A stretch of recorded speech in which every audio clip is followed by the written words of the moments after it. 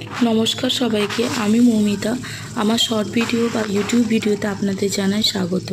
আশা করি আপনারা ভালো আছেন, আমিও ভালো আছি। আমি সবার মতোই সাধারণভাবে কিভাবে ডাল তৈরি করি সেটাই আমি দেখাচ্ছি।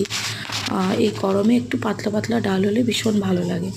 আমি তেল দিয়েছি, তেলটা গরম হয়ে যাওয়ার পর দুটো লঙ্কা চিড়ে দিয়েছি, পেঁয়াজ কুচি, পাঁচফোড়নও দিয়েছিলাম।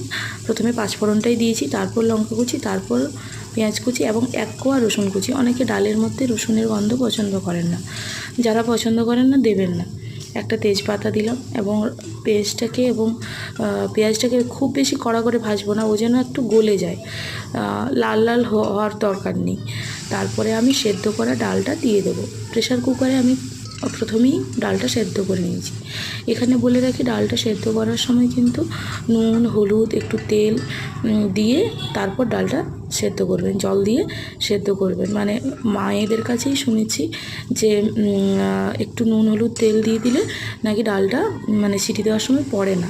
তাহলে প্রথমেই সব ডালটা ঢালবেন না, একটু প্রথমে কুকার থেকে নিয়ে অল্প দেবেন, তারপরে একটু ওই ফোড়নের সাথে একটু ঘাঁটবেন বা নাড়বেন একটু, তারপরে বাকিটা সব দিয়ে দেবেন এবং হাতা দিয়ে একটু নাড়াবেন।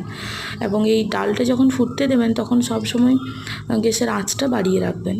যখন টকবক করে ফুটে আসবে তারপরে আঁচটা কমাবেন। এই গরমের মধ্যে এই পাতলা পাতলা ডালটা ভাতের সাথে, গরম ভাত, আলু মাখা, এটা দিয়ে ভীষণই ভালো লাগে, ঘি দিয়ে। আমাদের তো খুব ভালো লাগে। আপনারা যারা নতুন মেসে আছেন বা নতুন বাইরে থাকছেন, নতুন নতুন রান্না করছেন, তারা কিন্তু এটা দেখে রান্না করতেই পারেন, চটজলদি হয়ে যাবে।